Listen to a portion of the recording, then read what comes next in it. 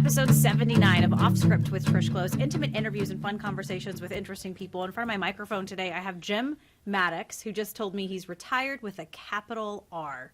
That's lovely, isn't it? It's a great feeling. Yeah. When did you retire? About 2 years ago, a little more than 2 years ago. Okay, nice. If I'd known it was going to be this great, I'd have done it 50 years ago. You know, I've heard that a lot. I'm married to a firefighter, and they all say that. Yeah. They say, man, if I could have gone earlier. I should have. Yeah, I should have retired sooner. What is it about retirement you love so much? It's dawned on me how people that work get things done. I mean, working a 40 or 50-hour week Yeah. and getting the dogs to the vet and the car fixed and running to Costco to pick up pies for Thanksgiving and, you know, don't forget the mail. And what about the grandkids? You know, I mean, it's just mad. My parents say the same thing. I don't know how we did all this before. It's a solid week. And You feel for me then, because I Very have a much full-time so. job. I have multiple full-time jobs, right? I have work, I have the house, I have my relationships. Absolutely. It's a lot. No. And I can understand why people at 7 o'clock at night get home or whatever and are whipped. Yeah. Because it's a full day. That's why I drink Yeah. wine, That's Jim. right. Wine is good. Where are you from originally? I'm a military brat. My dad was an Air Force general. Actually, I was born in Japan. Whoa, Air Force General. Yeah. Head honcho. I was born in Japan. My dad was a full colonel when I was born. And it bounced around all over heck and gone in the Air Force. And then when I finished school, I went into the Air Force and then stayed in government service. So, where in Japan were you born? in Tokyo. How long were you guys there? About a year and a half after I was Oh, born. I've got some okay. pictures of myself with what's called an ama, which was like a nanny that essentially cared for me when I was a little baby. Your dad was, you said, a corporal when you were born? A colonel. A colonel, I'm sorry. Colonel. What did he do in the Air Force? He was a pilot, a bomber pilot in World War II. And then he, as things moved on and he progressed, we were, let me see if I can recall, we went from Japan to Alabama. He went to school, then he went to Washington, D.C. to the Pentagon. Then he went to San Antonio, to Randolph Air Force Base in San Antonio. Wow. Then we went to Mather Air Force Base in Sacramento. Then Dad went, I'm trying to think. Dad ended up in Korea with the United Nations, and that is when my family moved to Medford. This is where my grandparents lived, my mother's parents. So Medford was the only civilian community that we knew. But after Dad's assignment in Korea, we went to Hawaii, which was great. I was in middle school. Then we ended up in the Philippines, where I finished high school. Oh my gosh. Then we went back to Hawaii.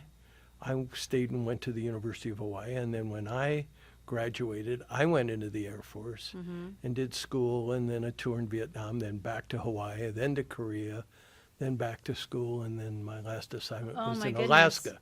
You've been all over the place. Why, you know, and I've, a lot of people are like, yeah, I was a military brat, so that automatically means you've lived everywhere for the most part. Right. Is that because the person who is in the military is taking different positions? He's being They're required to? reassigned every 3 or 4 years. What is the reasoning for the reassignments? I think just moving and diversifying their experience, giving them Okay. command experience, whatever their job might be, whether Okay. it's aircraft maintenance or to senior leadership. They move people around so they But the don't get military stale. requires that. Or Right. is it, okay, because it's not necessarily a choice for... No, you go You where gotta. you're told. You go where you're told. Yes, sir, right? Exactly. So, a bomber pilot during World War II. Wow. Did he tell you stories about that? He did a little bit, but did he talk he about was it? reserved. He was in the Philippines actually when World War II started, and danced down to ended up in Australia, and then stayed in the Pacific Theater for the bulk of World War II. Wow. And then ended up in Japan with the occupation forces after the war was over. And my mother was with the first group of dependent wives that got to go to Japan in 1947. Okay. The during World War II, the force that we had as the United States in the air played such a huge role during that war. I mean, you look back at some of the battles and It's staggering. right. I'm pleased to say that my namesake, my first name is Jim James. I was named for 3 of my dad's contemporaries. Travis Air Force Base down near San Francisco is a guy named Jimmy Travis. There was an Air Force Base in Waco, Texas called James Connolly. And then the third is the one I'm probably most proud of, a contemporary of my dad, or my dad was a contemporary of his, was General Doolittle, Jimmy Doolittle. So I've got James's through those 3 officers, and That's nice. I'm very proud of that. So what was it like growing up with a general? It's funny that you ask. I've often thought that I could write the stories of the pros and cons. There were some fabulously good things, some terrible things. It was like being the mayor's son wherever we were assigned. So people knew who you were Before and if you ever you walked got in the door. if you got in trouble, you were in a lot of trouble. Yeah. And by the same token, there were some privileges that were extended because of my father, certainly not because of my brother and I. But I can remember somebody picking a fight because I was the general's kid when I was in grade school or something, and my brother interceding and breaking up a fight. And I remember going home and saying, why am I being picked on because of my dad? And my mother trying to explain that to me. But there were some great positive stories. One I can relate quickly, I think. When I was in Vietnam, I was a lieutenant, and I wrote home to my mom and said, it's hot as the dickens, and if I only had an air conditioner. Well, my mother, being who she was, went to Sears, bought an air conditioner, and rather than ship it to Lieutenant Maddux in Vietnam, we had friends who were generals, contemporaries of my dad.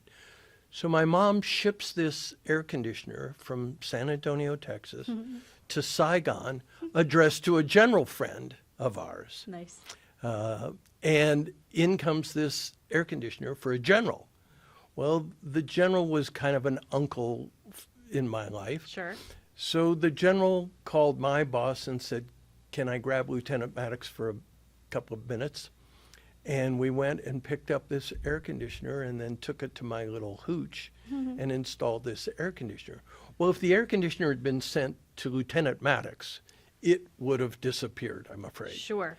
So the fact that it was addressed to this general and I ultimately got it was by virtue of my dad and his relationship with other generals. A couple of dummy questions on my end. What's a hooch? It was where I lived. Okay. They called it hooch. It was called a hooch. It was your barracks. It was Okay. It wasn't much. So you were living in a hooch with other people, just you? Oh no, there were Because I know barracks. It's there were multiple. there were 2 floors. I don't know. There probably were 18 of us in a building. Okay. And our rooms were about the size of this desk. Yeah. A bed and a dresser, and that was it. When you're in the military during war times, really, that's all you need, right? It really was. And then contemporary, what does that mean? Someone that my father worked with. So when I say a contemporary of my dad, someone that he associated with. Okay. So the people you work with in the newsroom are your contemporaries. I'm learning something. I thought that was a military term. No. Okay. Yeah. Interesting. I'm going to start calling them my contemporaries. Yeah. Okay. I didn't know that. Like Thank folks. you, Jim. Like folks. Okay. I have a feeling you're going to teach me a lot during this podcast. So what did Mom do? Mom was great. Mom was versatile. Funny stories about my mom. She had her pilot's license. Wow. She was raised in Southern California. She had her pilot's license before my father had ever seen an airplane. Boom. So my mother was flying when she was 16 years old. She was the original boss, wasn't she was the original pilot. So she had her pilot's license before my dad had ever seen an airplane. That's so funny. Yeah. Mom was extremely versatile. She could change the oil in the car. She built a boat when we were in Hawaii in the garage, a wooden boat. She could do that, and in the evening she could put on a Thai silk dress and entertain an ambassador or a prime minister. I remember in the Philippines that the entertainment demands were tremendous. Mom was gracious and comfortable. She was charming. The good qualities I have in my life with people come from my mother. Nice. You know. What a lady. Yeah. She was a delight. She was tough, spoke her mind, very clear, raised kids well, had her standards, didn't let us deviate too far. I love that. And but she would know the gas station attendant on a first name basis and his wife and their kids as much as she would know, as they say, an ambassador, a general, or somebody of that caliber. How did your parents meet? Do you know? Dad was a pilot in there was a base in Southern California at March at Riverside. Okay. March Air Force Base. And he was ferrying bombers to Hawaii. This was before the war. And shuttling airplanes out to the Pacific. Well, Dad was quite a golfer and played golf apparently at a club in Southern California. Met a gentleman who happened to have a daughter.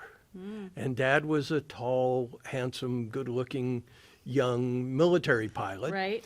And my grandfather said, I have a daughter that maybe you'd like to meet.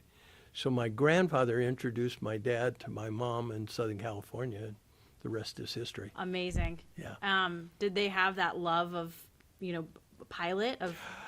Not so much. My mother, let her pilot's license lapse as she got older, but Mom knew airplanes very well. That's so and awesome. she could talk, She could talk with the best of them, She could talk flying, yeah. That's so awesome. Yeah. So you said you have a brother? I have an older brother, Mike. Okay, Mike. He lives in Hawaii. Okay. Which is where I really kind of call home because Yeah. my formidable years were raised there. And Mike's 75 years old, just had a birthday, and does absolutely nothing in Hawaii, and he's happy doing just that. Perfect. Yeah. What do you, looking back, being a young kid all over the world, really, bouncing around from place to place, what do you feel like you learned from that experience? I think there's a theme that military brats tend to share, and that was you had to make friends quickly. Sure. Because your classmates might be with you for as short as a year, maybe as long as 3 years. So you had to hit the ground running. Right. So when you walked into a new school, you had to be friendly and personable. Immediately. And if you wanted to get involved, you had to get involved immediately. You didn't have the luxury of sort of feeling out your classmates and things like that. For sure. So kids, I think military kids, by and large, are pretty personable and pretty forthright. I can tell when I meet somebody almost that they have been in the military background of some sort. I've interviewed someone who kind of very similar, moved all over the place, a military brat. And he actually mentioned he didn't have a whole lot of really good friends growing up, those ones that last decades. Yeah, you think about students, youngsters here in Medford. I mean, 12 years with the same people, by and large. They go off to school and college. By and large, they've come back here to establish their careers. I can't tell you any classmate I ever had that I'm in touch with today. I mean, we scattered to the four winds. For sure. Yeah, you were all You over know? the place. What were you like in high school? Boy, that's a good question. I was personable, I think. Did you play sports? I played sports. I played soccer and tennis. I had 2 years of high school in Hawaii Right. at a boys' school, and then my last 2 years in the Philippines. So we didn't have football per se. Right. I wasn't big enough anyway. But soccer and tennis were great sports to play. I think I was involved. I was like the prom chairman one year, and so I think I got involved in some Yeah. activities. Well, and again, like you said, bouncing around all over the place, you kind of have to be, you have to get involved. You have to step up. You do. Is really you really what it do. was. You decided to go into the Air Force after high school. Why? Was there any sort of influence from dad or mom? No, it was actually after college. Oh, college, I'm sorry. I spent 4 years at the University of Hawaii, and That's my right. degree was in Asian studies. And if you go back to that period of time, that was 65 to 69 was when I was in college. Okay. So I graduated in 1969. Having lived in Hawaii and in the Philippines, and my dad's involvement, the war in Vietnam was really ramping up Really? Yeah. in the Pacific. So it was pretty clear that if you were going into the military at that period of time, where you were headed. I don't think Dad had a lot of influence. He was pleased to know I was going into the Air Force, Okay. as opposed to the Army or the Navy or the Marine Corps. Of course. That was an easy choice, but it was not a difficult decision for me to make. It was what I knew, and it was the career Because path I of was the headed. war? I think Of the conflict? I think a combination of experience, knowing what the war was all about, from Sure. as early as 1960. I began to read, and my father was pretty influential about saying, you will learn about what is going on in Southeast Asia. So as early as 1960, I remember reading books like Street Without Joy, which is about the French involvement in Vietnam, and then in school learning Asian cultures and Asian politics. Right. And it began to seep very deep with me. It's kind of polar opposites if you look at the conflict, World War II. You had men basically signing up.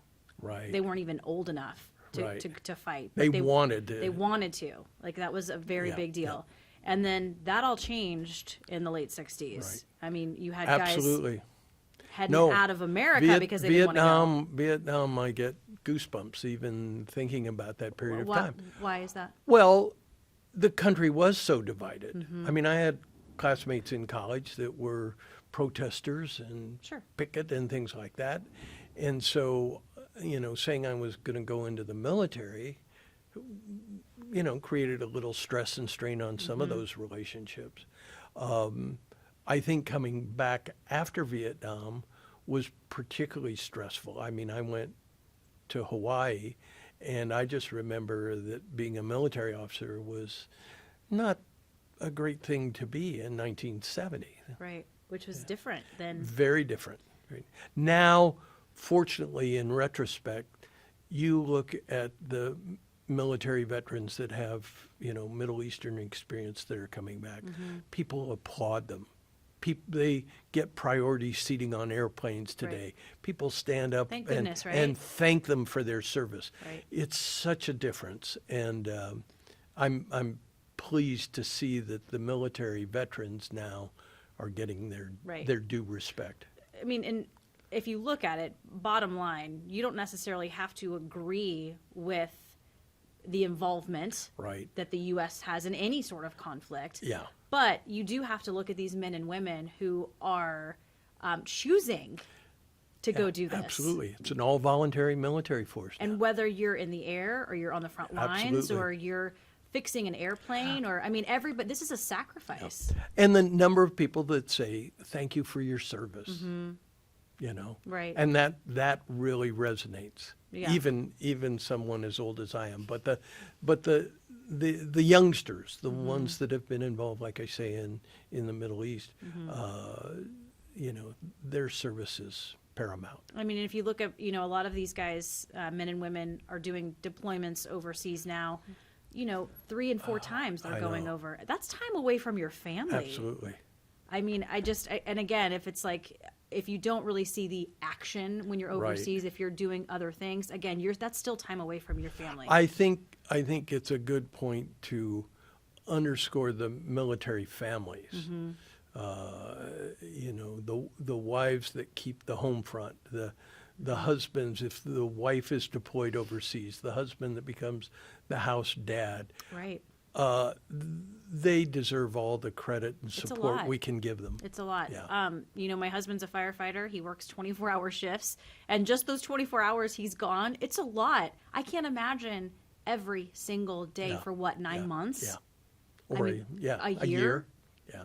Oh boy. stress. And they have little kids and Yeah. jobs, and No, it's a lot. the military lot. families deserve They really a do. tremendous amount of support. Right. Just even a little bit of awareness from Yeah. others Yeah. too. So you're in, you joined the Air Force. You're in, you said Saigon at I one was point? I was primarily based in Saigon. Okay. What were you doing? I was an intelligence officer.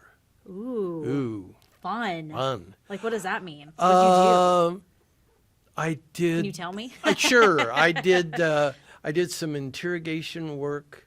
I did some analysis work. I ended up for a part of the tour at the command post, the hub, all the big screens in the background and people with telephones, and Fun. that was kind of crazy. And then toward the end, I became a briefing officer, which was essentially a news reporter. Okay. And stood in front of senior officers and reported the news. Interesting. And you had to be sort of blessed in order to do that. They didn't just, you had to audition and get screened and make okay. sure you didn't deviate from the script. And you looked good. And you looked talked good, well. and you could say, "I'm sorry, sir, I don't have that answer, but we will get you an answer." Wow. So that a lot of people are quite afraid of being on air or speaking in public, and I didn't have any problem with that because the senior officers that I was talking to were like my dad. I mean, I was used to being around some of those senior people. So reporting the news, meaning reporting like what was happening. The within- intelligence news. Gotcha. Okay. And do you had a script for that? Did you write it, or did someone else write it? We wrote it early in the morning, Uh-huh. and the briefings began about 6 o'clock for the intelligence staff, and then it got edited along the way, what we should or shouldn't put in or take out. And then, as I recall, there was another briefing at 7, and then at 7:30 was in front of the very senior, the generals in charge. So the generals in charge, if there was something they wanted to know, were they privy to everything, or were there certain things that, like, I can't answer that for you, or? No, we used what was called all-source intelligence. We Okay. had access to everything we could find. Okay. And there was material that we could brief. There was material that could only be read. You couldn't speak it. Right. So I carried around a big black book every morning that was very sensitive and had a pistol on my hip and a little briefcase. And I would go to the general's office and open the book, and they would read those reports and initial off on them. Wow, And, Jim. Yeah. That's it was big time. Well, it was kind of fun. It was kind of fun. So you said you did interrogation too. Uh-huh. Who'd you interrogate? Well, through Vietnamese interpreters. I mean, Right. I didn't speak Vietnamese. Okay. But there would be information we would want to know. We, the U.S. Air Force, would want to know. Okay. And if the South Vietnamese had captured someone that we thought might have information, we would sit and have a little discussion. A little chat. A little chat. A if you nice would. chat or a not nice chat? Sometimes it was maybe a little stronger than a chat. Okay. Like, you have to be aggressive, right? Well, you have to be pretty forceful and understand that that depending on the subject and how urgent information was needed, the intensity of some of those conversations got Interesting. pretty powerful. Well, I'm sure. There are interviewers out there that they have different methods, obviously, of how you pull something out of someone. Absolutely. And there are some really good ones that can just kind of walk in casually and they get all the information they're looking for. Right? I use a good example. If I said, I know that you're from South Carolina. If I said, who was the quarterback at Clemson when you were in high school? And you told me the name of the quarterback. What I'm really wanting to know is how old you are. Okay? So I won't ask you how old you are. I'll ask you, who was the quarterback at Clemson? And you'll say, well, in my senior year of high school, it was blah, blah, blah. so-and-so was the quarterback. Now I can piece it together, and give or take a year, I can hit the nail on the head. And you don't have to ask. And I don't have to ask. So it's asking questions to figure out the answers to other questions. Right. That's It's pretty knowing brilliant. it's knowing how to circle around the direct question. I'm not that quick. I just come out and ask. Yeah. How old are you? When were you born? Yeah, when were you born? Right, Yeah. right. I think that's, It depends on the setting. Sure. You know. For sure. I don't think I've ever been subtle in my question asking. I just come out. In college, one of my professors showed an interview Charlie Rose did with a musician, I think a jazz musician. And the whole point is that you could tell she was very nervous, very, very nervous. And he, being Charlie Rose, just calmed her down. Yeah. And started asking her a couple of questions to really just calm her down, made her laugh at one point. And then before you knew it, she was just spilling her guts to him. It's fantastic. Yeah. It's quite a skill. It is a skill. It's a real skill. I really do think. And part of that, we'll get back on track, when you're interviewing someone and even talking conversation, you have to be a good listener too. Yeah. Because if you're not listening. Interesting. That's the answer to one of the questions you asked me. Okay, we'll get there. Okay. We'll get there. So how long were you in Saigon? Just a year. Just a year. And then what do you do after that? I shouldn't say just a year. Just. A full year. A full year. But I also want to just highlight, you were really in the thick of this conflict, it sounds like. Yeah, I was there 70 to 71. The war was still pretty intense. I mean, we were doing a lot of activity. But just being with intelligence, it just, that's kind of where decisions are happening. Right? Yeah, it was very satisfying. I'll put it to you that way. Okay. It was very satisfying to be very, very involved with, and to know all that we did. Satisfying meaning you were making decisions? I wasn't making decisions, but I was in that loop. I mean, Gotcha. it was fulfilling that my skills were being applied. Perfect. And that's in my definition, a great job. Yeah, I feel like in any job, if you feel like you're contributing. Right. That's exactly how I felt. And I was 23 years old and a young lieutenant or a junior captain. And reading the news. Yeah. That's awesome. After that, where do you go? I went to the Joint Command in Hawaii. Okay. So back home, kind of. Back kind of home. I mean, 2 years after I graduated from college, I was right back at the same beaches, 2 years later.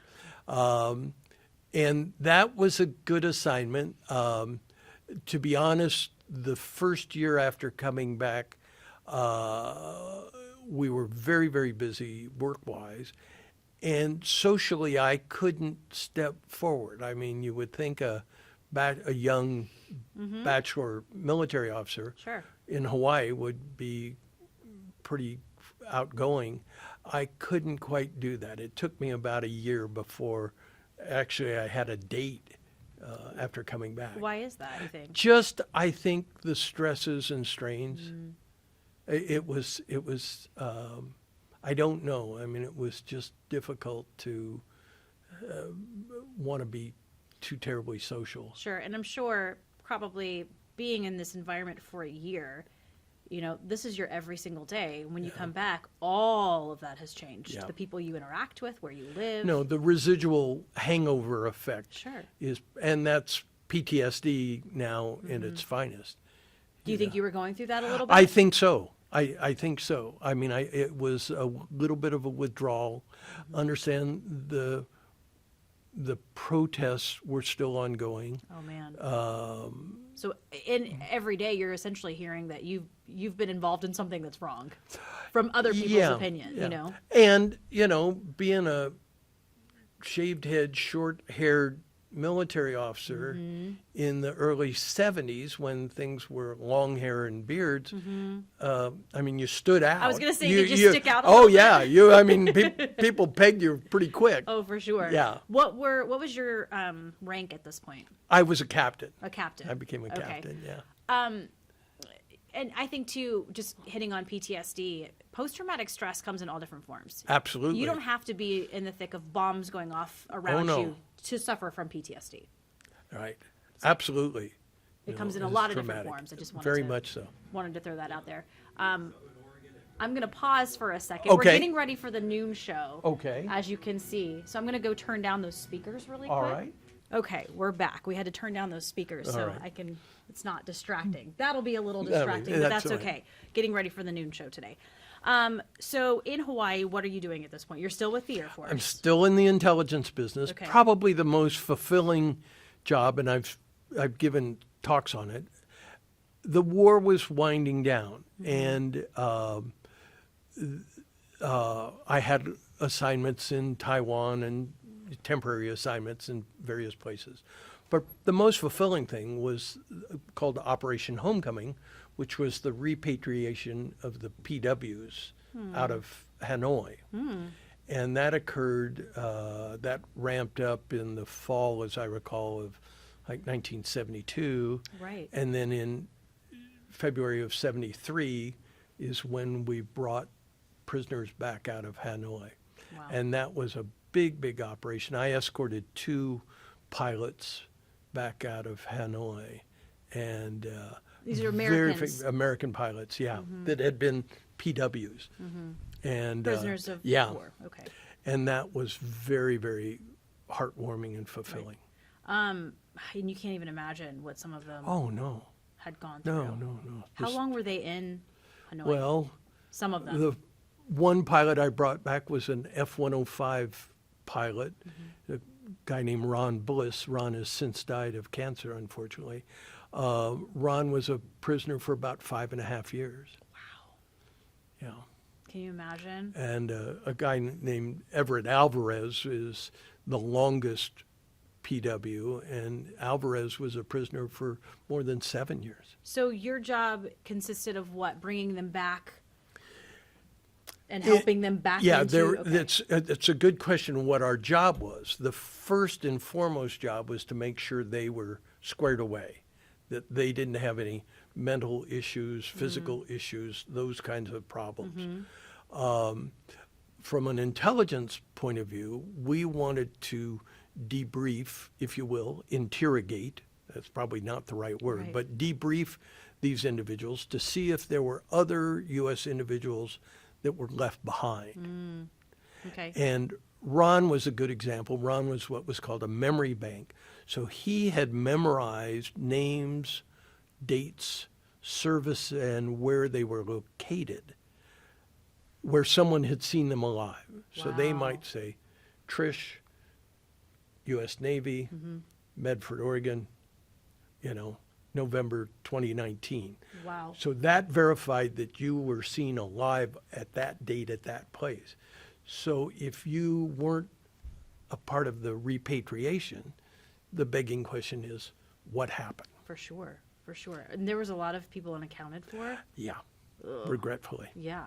And he was a memory bank. He It was a memory memorized all bank. of that? The first, when we met, I mean, we rendezvoused in the Philippines, and he was in the hospital, and I went in and introduced myself, and Ron was very squared away. He said, I know we need to talk about a lot of things, but I need to download, if you will, what's in my mind. And we had tape recorders, And so Ron and I sat in a hospital room, and he just went through the list. I mean, it took about an Ron. hour. Oh, thank goodness for And Ron, right? and tape recorded it. And now we could correlate people that had come out to those that maybe were left behind. And did you recover some of these people? No, I'm at this point, I'm pretty comfortable saying that there was no one left behind alive. There was, in my opinion, there was no reason for the North Vietnamese to have kept anybody behind. Okay. The repercussions of having kept somebody a prisoner and at some future date that being found out would have been very devastating. Wow. So I think all that were alive and all that could come out did indeed come out in that short period of that window. So you had the privilege to help two Yeah. PWs. The second fellow was a guy named Bill Mayall, and Bill was a B-52 navigator that had been shot down in December of 72 and released in February of 73. So Bill didn't have to, I mean, he had traumatic experiences, heaven knows, but not for an extended period. Okay. What did you do after that? You're still with the Air Force. I'm still in the Air Force. After the tour in Hawaii, I volunteered for another assignment to Korea. And at that point in time, I began to work somewhat in conjunction with the National Security Agency. Okay. Had a great assignment in Korea, was stationed at a Air Force base, but a lot of our mission was more dedicated to what was called signals intelligence, What's that? headphones and listening. Oh, listening to who? The bad guys. Nice. Man, Yeah. fun stuff. Whomever the bad guys were. Okay. Yeah. I mean, you're trying to figure out who the bad guys are? Oh, You no, know. I mean, it was North Korea and China Okay. and some Soviet activity. Okay. And after the Korea assignment was very good. I have a fondness for the Korean people. Their military is second to none. Tough, hard, focused. I mean, they are quite serious. You were listening to what, like phone conversations or Anything we could get. anything?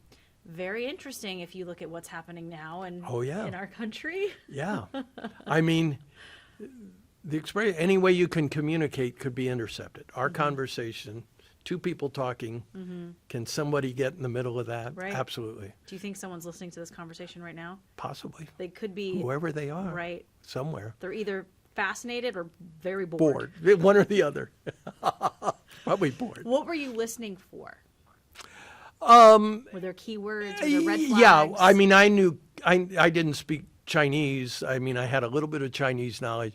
You know, the joke was, what did you listen for? You know, like launch the missile, drop the bomb, you know, couple of key phrases that Yeah. usually set people off. No, we were just gathering information, whatever we could. Fascinating. And we played games. And after the Korea assignment, I went to cryptology school. That was in Texas. I remember the sign on the building. It said the United States School for Advanced Applied Cryptologic Sciences. Now, I'll put all those big words on the side of a building, and you've Yeah. got a pretty powerful entrance. Very specific also. Yeah. So crypto school was in Texas, and What is crypto school? cryptology, codes. Okay. And that was done kind of the military and the relationship with like the National Security Agency was that NSA pulled people from the military services as a manpower pool. So administratively, we were Air Force. Operationally, NSA pulled the strings. Okay. Wow. So after code school, my assignment with the agency was to Anchorage, Alaska. And this was with NSA. This was with NSA / the U.S. Air Force Because again, you're still in the Air Force. Yeah. Where are you in Alaska? at Elmendorf Air Force Base in Anchorage. Anchorage. A little different than Hawaii? A little different from Hawaii, I think quite so. a bit. Yeah. Big country, big people, big cars, big trucks, big dogs. Everything was big. Big. The weather was big. That's a very interesting way to describe my meteorologist. Milt Okay. Bradford is from Alaska. Okay. He lived in Alaska for a while. But I will mention that to Yeah, him. Everything it's was big. big. Everything's big. The weather's big. It doesn't just snow. mountains are big. It snows big. Yeah. And that was a tough assignment in that we worked 24 hours a day. So I had 5 teams, Okay. and the schedule was you worked 4 swing shifts, got off at midnight, had 24 hours off, came back to work at midnight, worked 4 mid shifts, midnight to 8, Okay. 4 in a row, got off work at 8 in the morning, had 24 hours off, came back to work at 8 in the morning, and worked 4 days, 8 to 4, 4 days in a row, and then you got off at 4, and then you had 4 days off. Oh man. So it was called a 4-1-4-1-4-4 schedule. Sounds like a firefighter schedule. Right. You take that sort of schedule and you overlay the environment in Alaska, Right. where you didn't see the sun or you saw too much sun. Right. And Did you go cuckoo? the physiological effects were very profound. The hardest job I had in Alaska was personnel issues, Personnel. because I mean, people, their schedules got thrown off. Yeah. Like I say, physiologically you got thrown off. There were all kinds of problems. When you don't sleep for a while, when you're overtired, you turn into like a toddler. And you become a zombie. I mean, you really Yeah. sort of just go through the motions. Right. And you can't, I mean, there's just, we need sleep as Yeah, humans. yeah. We have to I have mean, that. look at firefighters that work Exactly. long Yeah. shifts. Man. So you were in charge of these people, obviously. I had some responsibility over a lot of them. How long did you do that shift? I did it myself for just a year, and then I, fortunately because of my rank, moved into a different function Okay. up there. And what were you doing on this space? We were doing a lot of the analytical work Okay. of what the intelligence we were gathering. So code school came in handy. Code school came in handy. Code school. Yeah. How many people can say they went to code school, Jim? Yeah, yeah, no. And then it's like, fun. wait, what is code and school? if you had been to code school, then we don't really need to talk about it because we both Right. know what we Well, learned. sure, We sure. both understood. It sounds so nerdy. Like, Yeah. Oh I no. went to You. code It school. really. It was. If you think about it, these were primarily slide rule geeks that were into And I'm sure mathematics. And I have to think. be super smart in Yeah. order to understand Well, all of this. I don't want to put myself in that category, but would. it was. I would. It was. It was good training. It was very interesting. I bet. Yeah. So how long are you in Alaska? 2.5 years. Was that long enough? That was plenty long enough. Okay. And by then, frankly, my passion for the intelligence business and the Air Force had dissipated. I say there's probably nothing worse than being an intelligence officer in peacetime. It's pretty boring. I mean, it's it's like being That's a good point. it's like being a meteorologist in Hawaii. I mean, Right. how dramatic can the Right. weather be? So that and frankly, the issues with personnel and the agency just was breaking my back. Just kind of done? And I was done. And I had worked for too many military officers that stayed. By then I was sneaking up on 10 years. And they should have quit. Instead, they hung on for an additional 10. They were miserable people to Yeah. work with. It's not good. And I remember calling my father and saying, Dad, I'm thinking about letting it all go. What did he say? And he said, whatever you think. Good. And Good. so what'd you do? So I was married at the time, and we went from Anchorage. We had a motor home. I was too young to be retired and was too proud to say I was unemployed. So we said we were independent, which is kind of a great expression. Beautiful. Yes. And we traveled around the country in a motorhome for 9 months. Wow. And this is wife number one. This was wife number one. Okay. We went from Seattle to Idaho to Southern California, back up here to Medford. We ended up going out to Yellowstone, down to Texas, up the Mississippi into Canada, out to the Canadian Maritime, which was beautiful, down the eastern seaboard as far as Florida, looped through the south and ended up back in Texas, which is where my parents were. Wow. Just a vagabond. Said, oh my gosh, I've got to maybe go to work somewhere. Yeah. Medford was the only civilian community that I ever knew. I had a couple of uncles here in the timber business. Mm-hmm. And this is is this the 80s? This would have been 1978 or 79. Okay. So timber's huge at that point right now. Called them, and they were interested in selling their business, retiring, and I was interested in maybe buying it. Okay. So the terms were, I'll work for you for a year, and at the end of a year, we'll make a decision. Now, an old military kid, not being raised in Oregon, I didn't know a fir tree from a rock. And I sure as hell couldn't figure out why a 2x4 really isn't 2x4. It's not 2 inches by 4 inches, but a sheet of plywood really is 4 feet by 8 feet. Well, I said, who was in charge of this deal? And I fought it. I mean, I couldn't wrap my arms around it. Okay. Make a long story short, the timber thing was not my cup of tea. I went to a gentleman named Jim Ragland, who has since died, very dear friend of my family's. And as a friend, and I asked Jim, I said, I've got all this intelligence background in Asia, and here I am in Medford, Oregon. What do you think I could do? And what I really wanted to do was go to work for the newspaper as an investigative reporter. I knew how to cultivate sources and gather information and be discreet. Yeah. So a gentleman named Eric Allen was the editor of the Mail Tribune at the time, and I went to Eric, who was a family friend, and said, what do you think? And he said, no way. So I went back to Jim Ragland and said, I'm not going to be able to go to work for the newspaper. And Jim said, why don't you be a stockbroker? And I said, oh, what? He said, yeah, why don't you be a stockbroker? I said, I have no math, no economics, no finance, no banking, no training, no education whatsoever in that field. That was 1979, 1980. He said, here are the books, sit down, study, take the test. I passed the test, and that's what I did for the next 37 years of my life.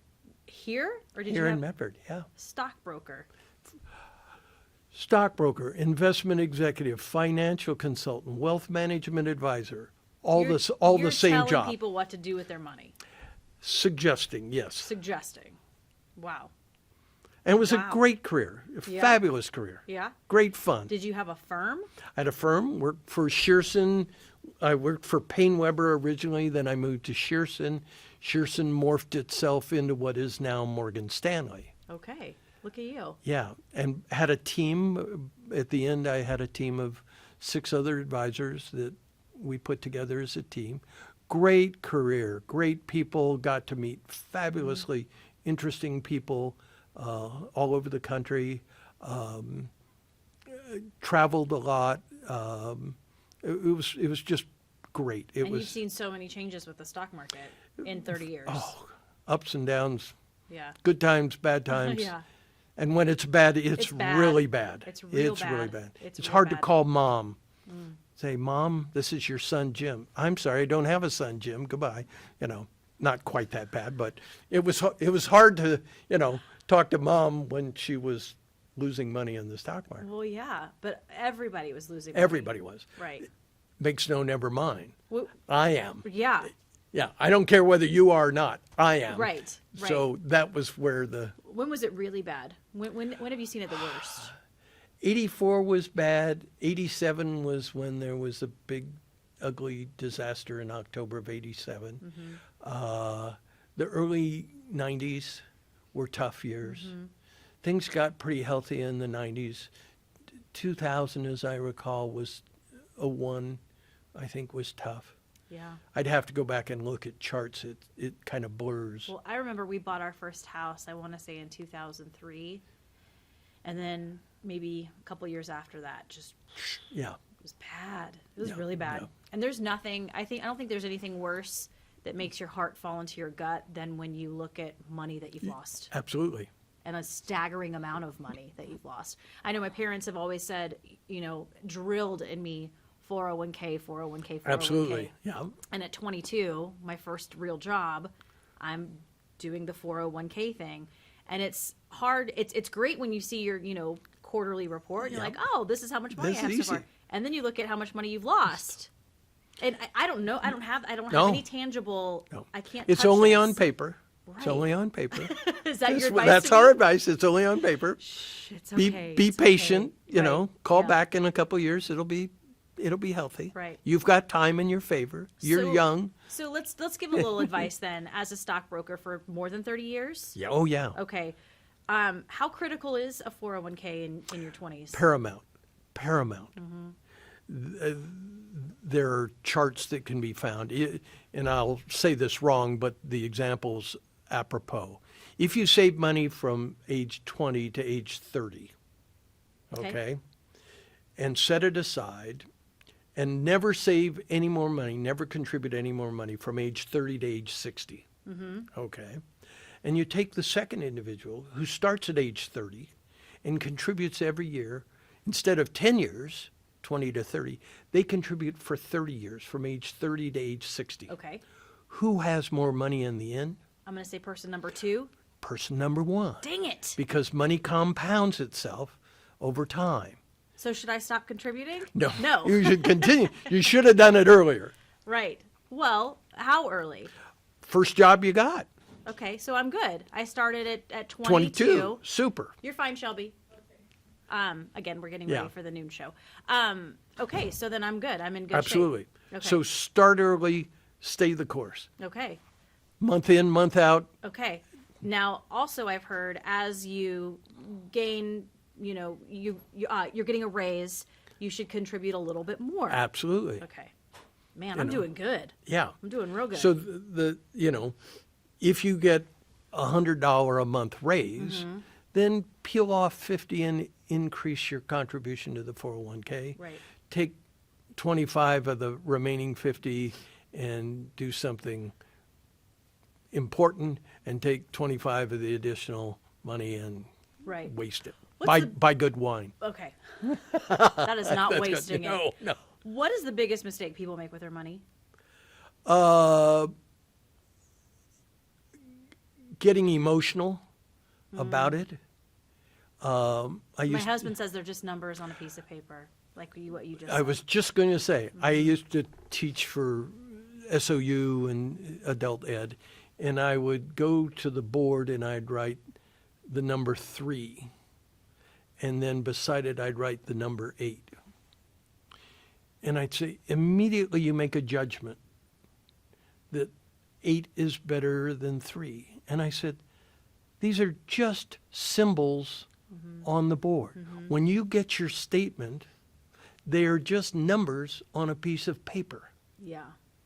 They represent wealth, but they're not wealth per se. Wealth is your family and your animals and your friends and That's good. how you feel about yourself. So, what happens is we watch the numbers go from 8 down to 3, and we panic and we get Big emotional time. and Big we time. get anxious. And I understand that. I'm not making light of that. But by and large, time does cure all ills. Right. Well, Be patient. I look at my first job after college. I made so little I could apply and qualify for food stamps. Okay. To the point where you are watching your numbers go down because you're paying bills and you're trying to have fun. You're 23 years old, right? And then at the very end, before that paycheck, the last few days, you're having to put groceries on a credit card because you ain't got any money. And as my mama says, you can't get blood from a turnip. Nope. So that's great. But when you're 23 years old, you're thinking to yourself, I have to survive. It's tough. You cut back on the good wine. I know. And I did not learn that. I know. You can't, Most of us didn't. You can't go out on Friday and drink beer because you no. don't have the money for it. Can't drink water. Right. No. Yes. Doesn't work. But I have learned that, and I think looking back and the struggles that I went through as a young 20, that's Absolutely. made me more financially sound, I think, as a older adult. Patience and just doing it like clockwork is So the way. I think we have to wrap up, but I think you need to come back so we can talk finances. Oh, But here's why. Because I feel like we do, kids these days, we do these 19-year-olds and 20-year-olds a disservice by not teaching them how to budget. absolutely.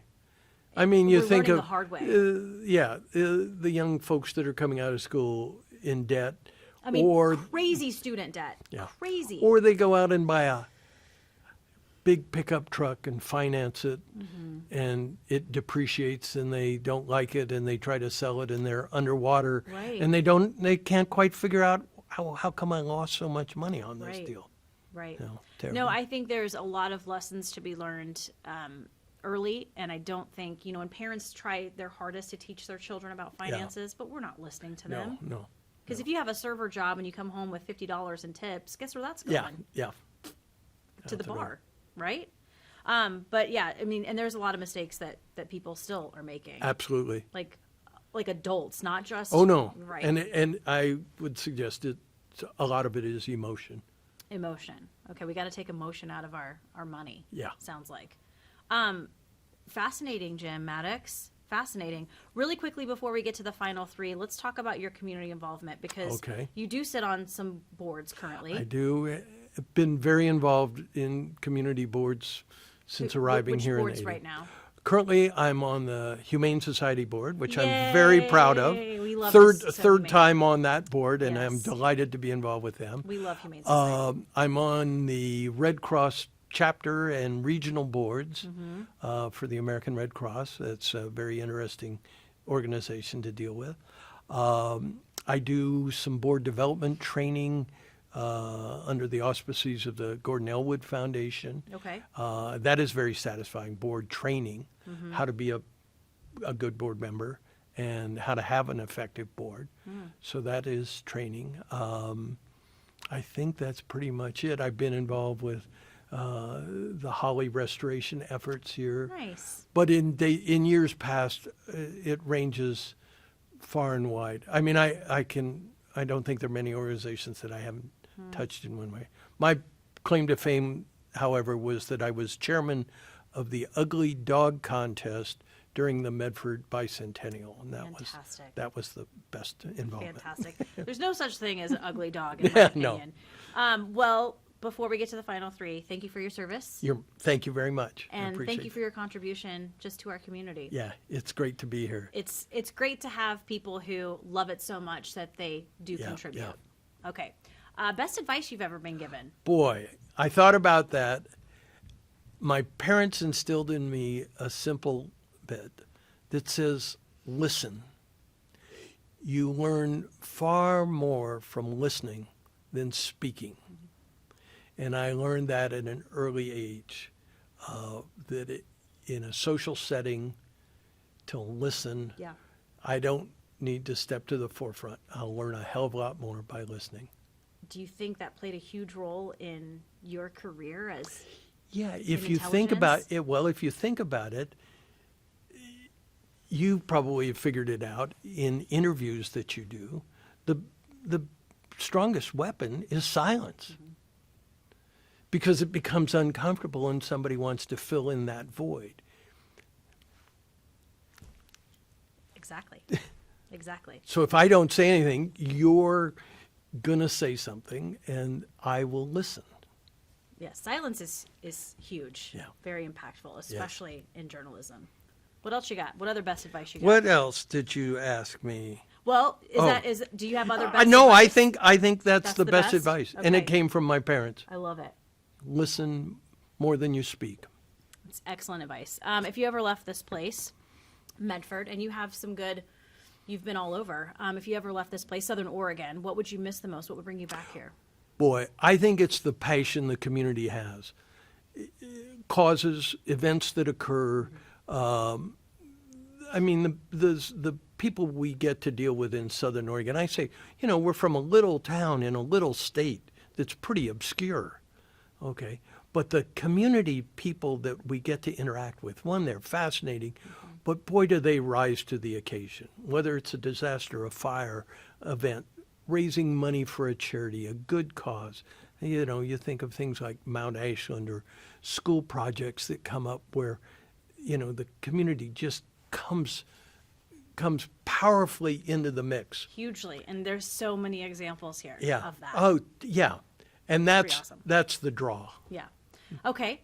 Final meal and final drink, sir. Ooh, final meal.